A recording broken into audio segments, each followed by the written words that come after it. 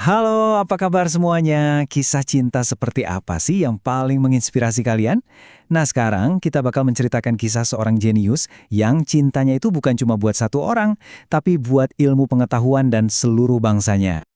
Pertanyaan tadi itu bukan cuma basa-basi loh, tapi ini adalah premis dari cerita kita.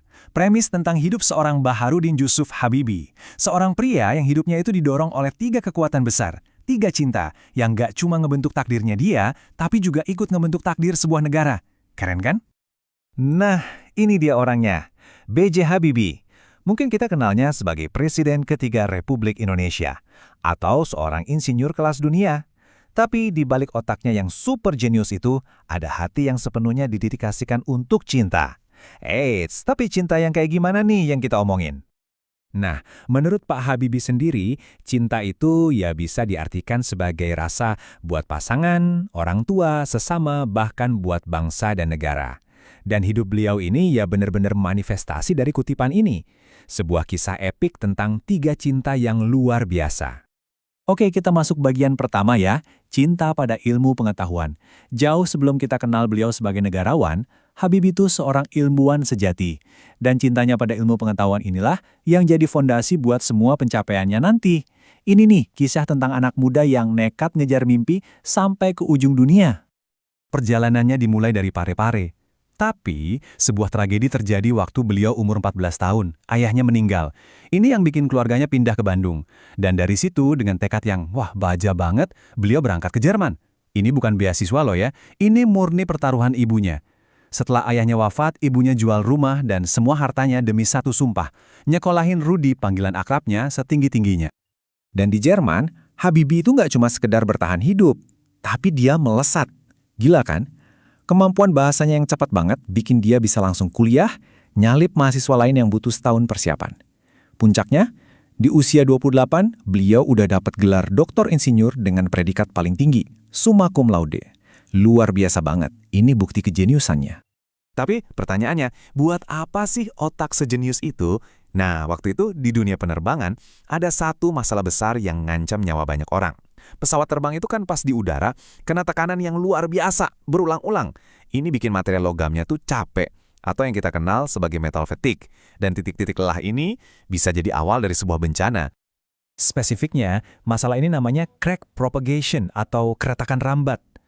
Coba bayangin deh, ada retakan sekecil rambut di badan atau sayap pesawat. Pas pesawatnya terbang, tekanan udara bikin retakan itu merambat. Makin panjang, sampai akhirnya patah. Nah, nemuin cara buat ngitung dan mencegah rambatan retak ini tuh salah satu tantangan paling gede di dunia dirgantara saat itu. Dan, disinilah momen kejeniusan itu terjadi. Habibie, dengan cintanya pada ilmu, berhasil nemuin sebuah rumus. Rumus yang bisa ngitung rambatan retak itu sampai ke tingkat atomnya. Gila kan? Rumus ini, yang nantinya dikenal sebagai faktor Habibie, benar-benar merevolusi cara dunia bikin pesawat yang lebih aman. Penemuannya ini penting banget, sampai industri penerbangan di seluruh dunia make rumusnya. Dan beliau pun dapat julukan kehormatan Mr. Crack. Oke, dengan reputasi sebagai Mr. Crack, Habibie sebenarnya bisa aja punya karir yang super cemerlang di Eropa. Hidup enak, gaji besar. Tapi, cinta keduanya manggil pulang. Sebuah cinta yang jauh lebih besar dari sekedar rumus dan laboratorium. Yup, cinta pada tanah airnya, Indonesia. Jadi, pas Presiden Soeharto manggil beliau pulang tahun 1973, Habibie kembali dengan sebuah visi besar. Dia ngelihat Indonesia, negara dengan ribuan pulau yang dipisahin lautan, dan dia tahu satu-satunya cara nyatuin negara ini ya lewat jembatan udara. Mimpinya, Indonesia nggak cuma jadi pembeli pesawat, tapi bisa bikin teknologinya sendiri. Dan mimpi itu benar-benar jadi nyata. Inilah dia, N250 Gatot Kaca. Ini bukan sekedar pesawat teman-teman, ini adalah sebuah pernyataan. Deklarasi bahwa bangsa Indonesia itu mampu berdiri di puncak teknologi dunia. Didesain 100% oleh putra-putri Indonesia, di bawah komandonya, N250 ini adalah pesawat fly-by-wire paling canggih di kelasnya pada masa itu. Keren banget. Kutipan ini tuh ibarat jantungnya proyek N250. Ini semangat soal kemandirian, nasionalisme, dan percaya diri. Pak Habibie percaya banget kalau kunci sukses sebuah bangsa itu ya ada di kualitas sumber daya manusianya sendiri. Dan dia buktiin itu dengan ngerahin ribuan insinyur Indonesia buat wujudin mimpi ini bareng-bareng. Tapi di tengah kebanggaan itu, badai datang.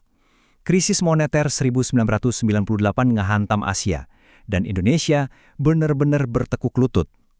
Buat dapat dana talangan dari IMF, Indonesia harus nerima syarat yang super pahit. Stop semua proyek strategis yang dianggap mahal. Dan ya, sayangnya, itu termasuk mimpi bangsa yang bernama N250. Dan inilah akhirnya. Sebuah mimpi yang dipaksa mendarat jauh sebelum waktunya. Pesawat yang dulu terbang dengan gagahnya di Paris Air Show, sekarang cuma bisa diem di museum. Ini simbol dari potensi besar yang terpaksa berhenti. Sebuah kesedihan yang mendalam, nggak cuma buat tim yang bikin, tapi buat seluruh bangsa yang pernah begitu bangga. Ironis banget kan, di saat mimpi dirgantaranya runtuh, takdir malah ngedorong Habibie ke puncak kekuasaan. Pas Presiden Soeharto mundur di bulan Mei 1998, otomatis beliau yang waktu itu jadi wakil presiden, naik jadi presiden. Bisa bayangin nggak, beliau mewarisi sebuah negara yang ada di ambang kehancuran. Terus, apa yang dilakuin seorang insinyur pas ngadepin krisis ekonomi separah itu? Dia nerapin logika sistem. Bukannya panik, beliau justru ngelepasin kontrol ketat pada rupiah. Dibiarin aja nyari keseimbangan pasarnya sendiri. Di saat yang sama, dia bikin Bank Indonesia jadi lembaga yang sepenuhnya independen. Langkah berani ini ternyata berhasil. Kepercayaan pasar tumbuh lagi. Hasilnya, dari yang tadinya tembus 17.000 per dolar, rupiah menguat drastis sampai ke level 6.500-an. Gila kan? Tapi bukan cuma ekonomi loh. Dalam waktu super singkat, cuma 17 bulan, Habibie ngebuka semua pintu yang udah kekunci selama 32 tahun.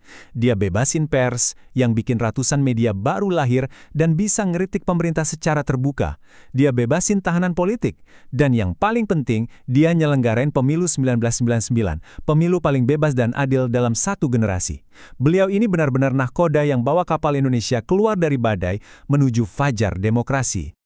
Nah, di balik kejeniusan seorang teknokrat dan ketegasan seorang negarawan, ada satu kekuatan yang selalu jadi jangkar dalam hidup Habibie. Kekuatan ini namanya Ainun. Oke, kita masuk babak ketiga. Kisah cinta sejatinya yang jadi inspirasi buat jutaan orang di Indonesia. Kisah mereka ini unik banget. Dimulai dari bangku SMA. Lucunya, Habibie muda waktu itu malah sering ledekin Ainun.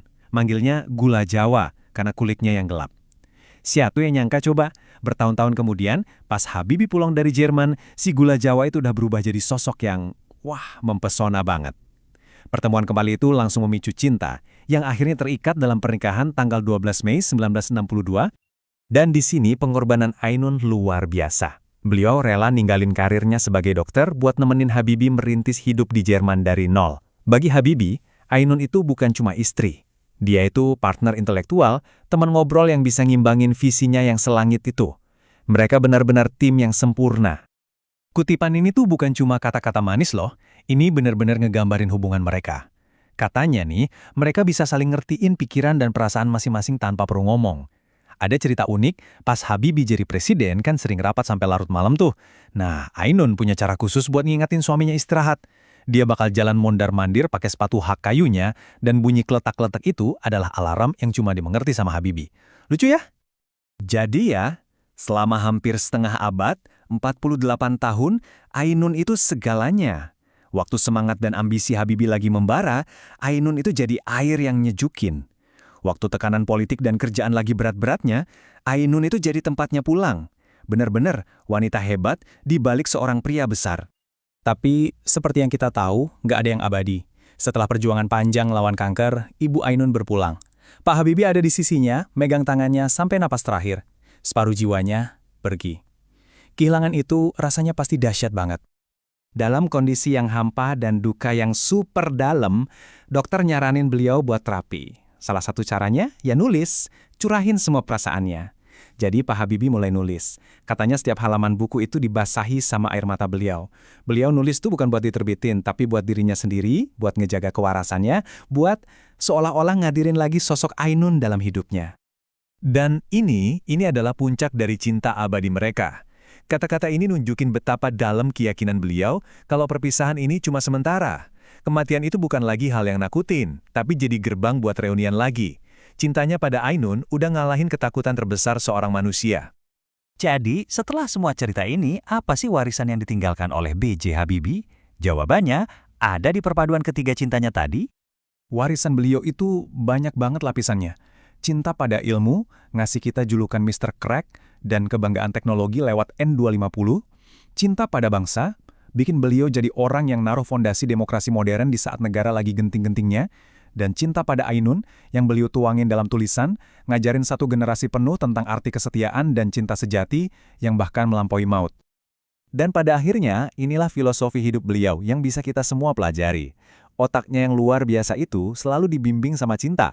Cinta pada ilmu, bangsa, dan istrinya. Dan cintanya yang besar itu selalu diperkuat sama kecerdasan dan visi. Keduanya saling ngelengkapin, nyiptain seorang manusia utuh yang warisannya bakal terus hidup. Jadi gimana? Seru bukan? Nantikan cerita lainnya hanya di Epic Kertas dan jangan lupa like dan subscribe ya. Bye!